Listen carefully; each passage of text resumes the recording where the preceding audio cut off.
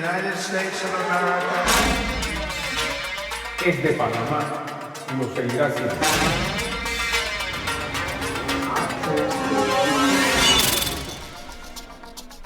El Canal de Panamá conmemoró su 25º aniversario bajo la administración panameña con una ceremonia que recordó y homenajeó al recientemente fallecido expresidente estadounidense, Jimmy Carter, artífice del acuerdo histórico que permitió el traspaso en 1999. El evento también estuvo marcado por las recientes amenazas de Donald Trump, quien afirmó que buscará reclamar la vía interoceánica para Estados Unidos. Es por nuestras manos neutrales que las naciones no temen que un canal del nivel estratégico como el de Panamá sea o tome parte activa en ningún conflicto. Porque a los panameños nos interesa un mundo más conectado, con un comercio más abierto y con mayor intercambio de bienes entre los países. No hay otras manos en nuestro canal metidas, más que las panameñas.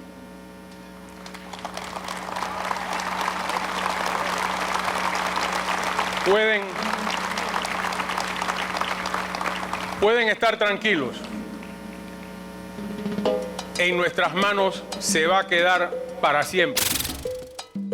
Actualmente el canal representa el paso del 5% del comercio marítimo mundial y aporta un 6% del PBI y cerca del 20% de los ingresos fiscales del país centroamericano. Trump, quien regresará a la Casa Blanca para su segundo mandato el próximo 20 de enero, expresó su intención de retomar el control del canal debido a los excesivos costos de los peajes. El anuncio lo realizó en su red social Truth durante los festejos de Navidad. Al mismo tiempo confirmó a Kevin Marino Cabrera, comisionado del condado de Miami-Dade, como embajador estadounidense en Panamá. When they gave it to Panama, can you believe that?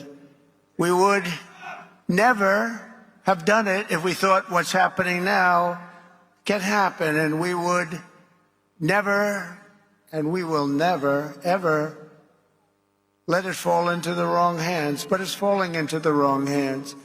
It was not given for the benefit of others by a token of cooperation, but it was given to Panama and to the people of Panama, but it has provisions. You got to treat us fairly, and they haven't treated us fairly. If the principles, both moral and legal, of this magnanimous gesture of giving are not followed, then we will demand that the Panama Canal be returned to the United States of America in full, quickly, and without question. I'm not going to stand for it. So to the officials of Panama, please be guided accordingly. El electo presidente también acusó a China de interferir en la administración, ya que CK Hutchinson Holdings, una empresa con sede en Hong Kong, es responsable de gestionar 2 puertos en la entrada de la vía interoceánica. Washington con el 74% de la carga y Beijing con el 21% son los principales usuarios. Sin embargo, el monto de las tasas se determina por la capacidad y carga del buque, no por el país de procedencia.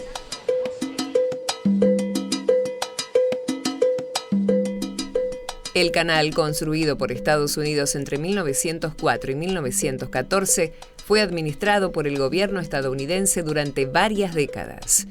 Sin embargo, ante las exigencias de los panameños, las negociaciones por su control culminaron en 1977, con la firma de los históricos tratados Torrijos-Carter, que garantizaron su neutralidad y sentaron las bases para el traspaso definitivo el 31 de diciembre de 1999.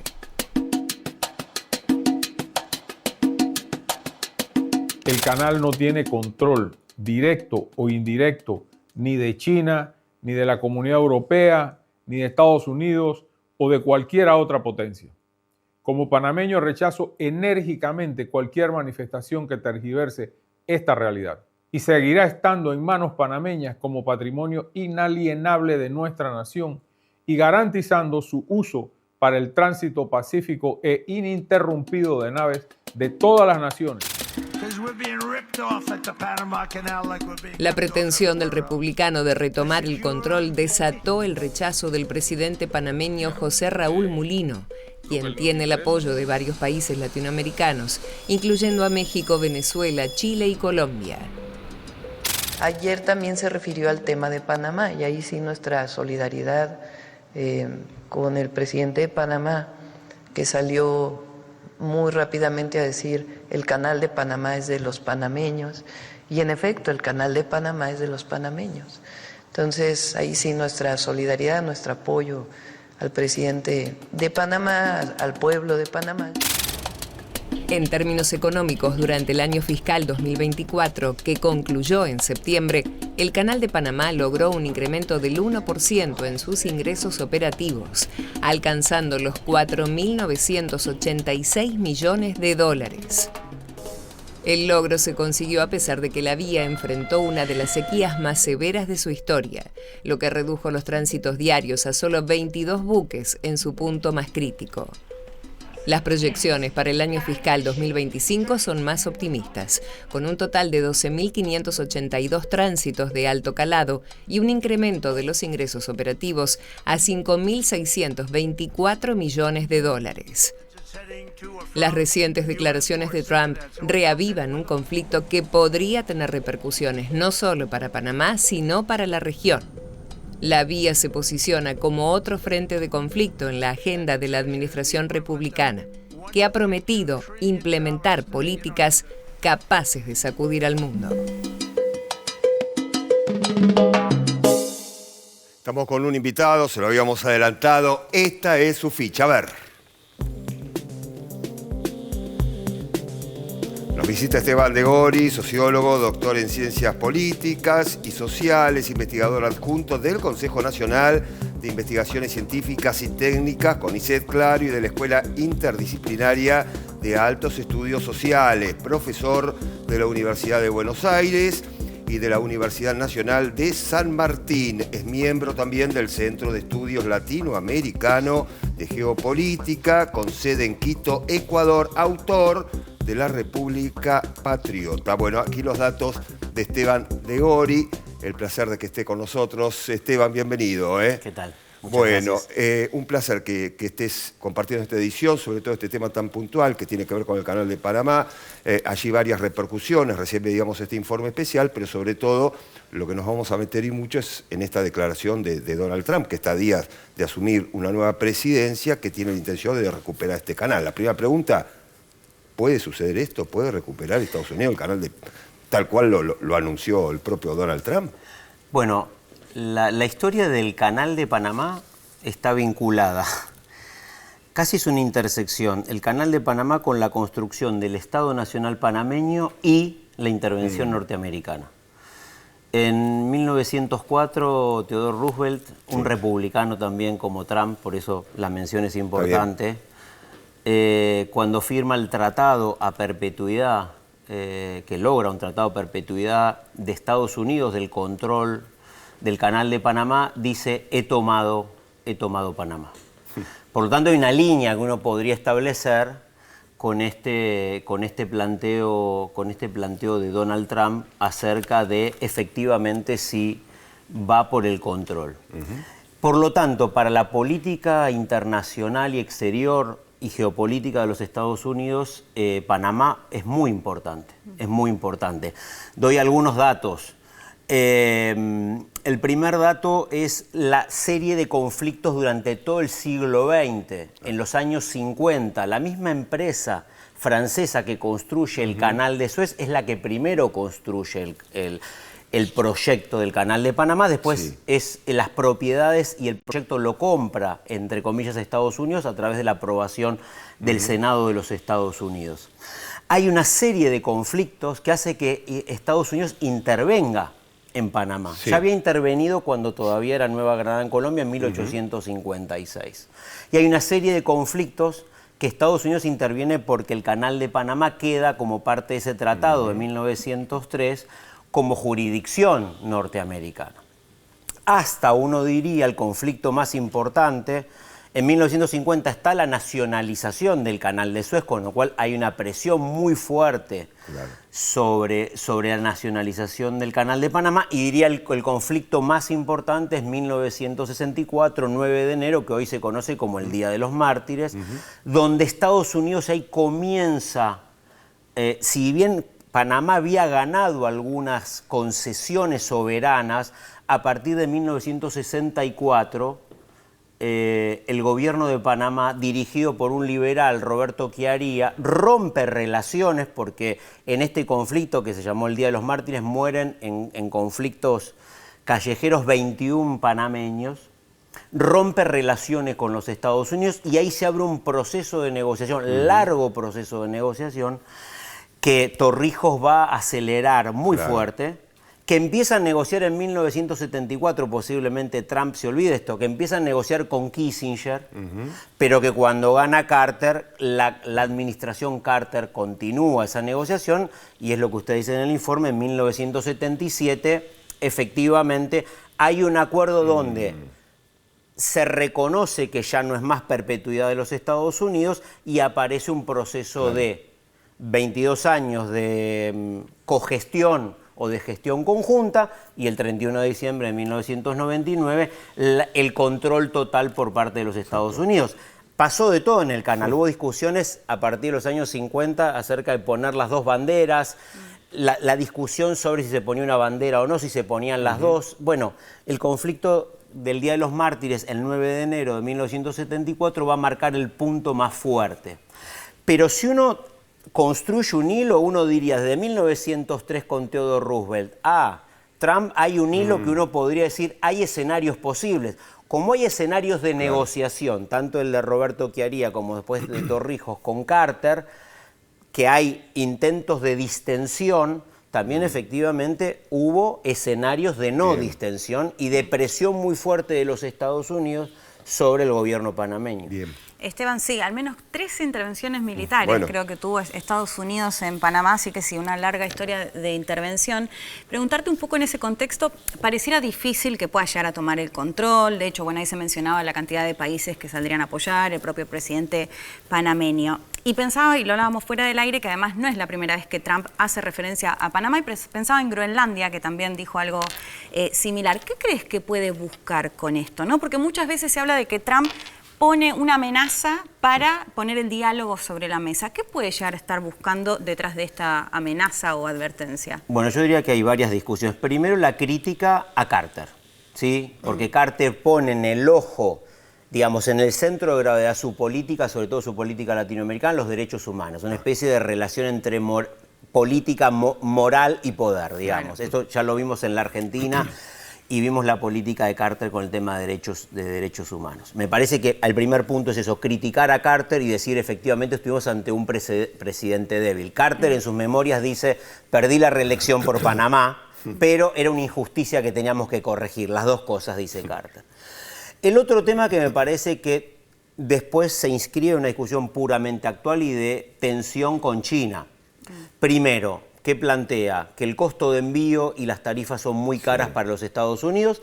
Y segundo, una cuestión absolutamente militar. Si hay algún conflicto con China, es el lugar donde deberían pasar la flota norteamericana. Ahora, hay que tener en cuenta, el 40% de los contenedores de Estados Unidos pasa por ahí.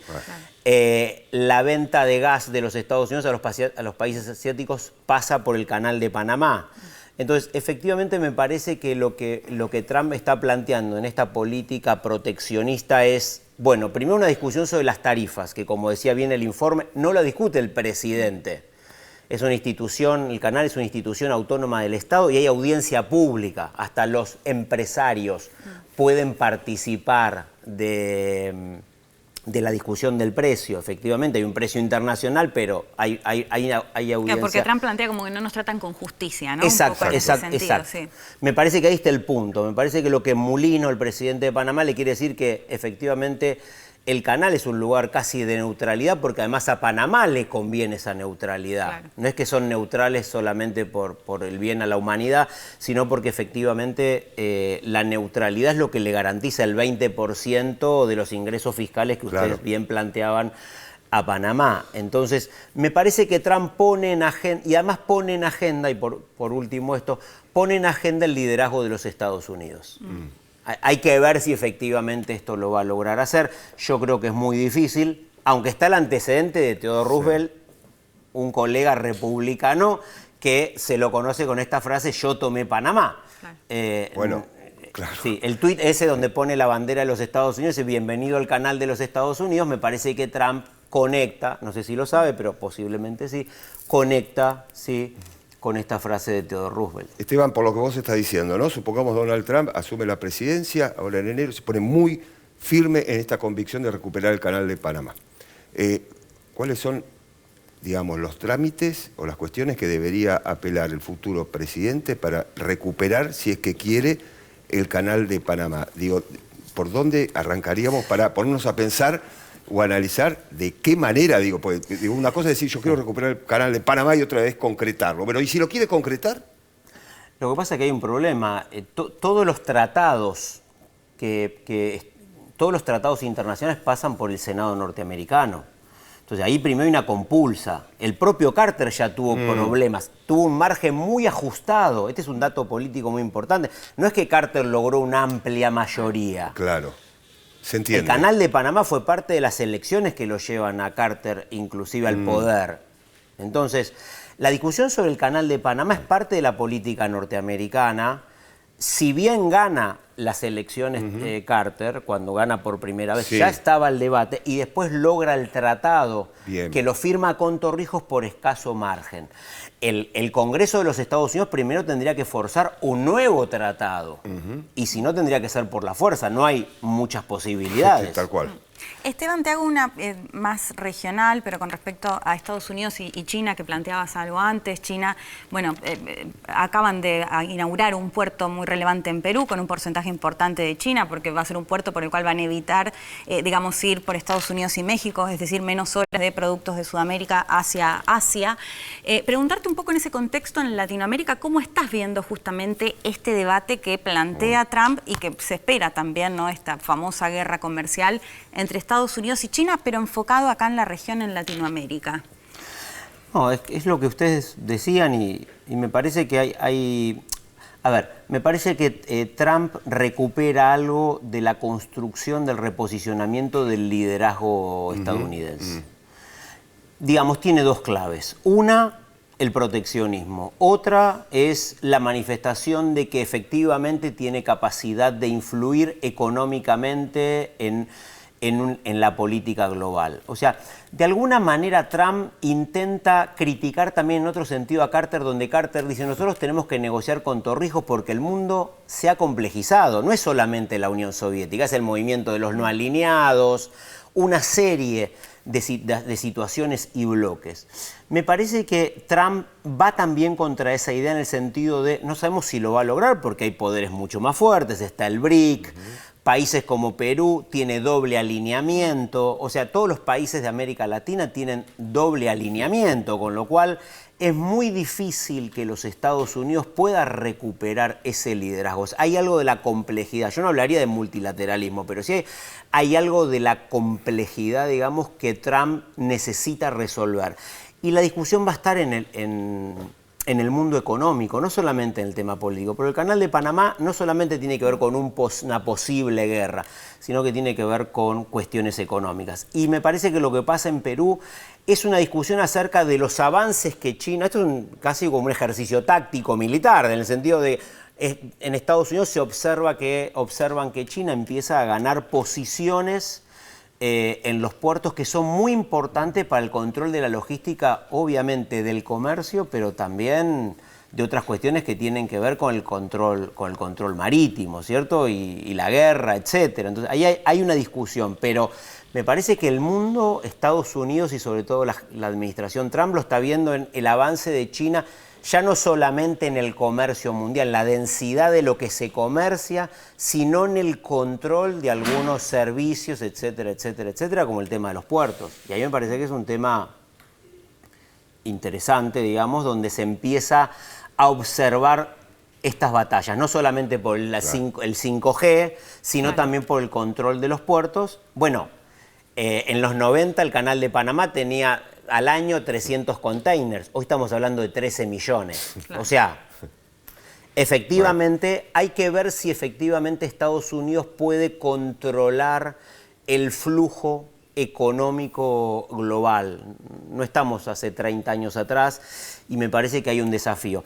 Pero me parece que lo que sí arma Trump es un escenario. Es un escenario discursivo y un escenario de recomposición de un liderazgo que no va a ser tan fácil imponerlo. Lógico. Por eso no es que va a decir, bueno, vamos a tomar el Canal de Panamá. Bueno, eso supondría una cantidad de mediaciones importantes, entre ellos una tensión fuerte con algunos países de América Latina, pero también con China, con la Unión Europea, etc.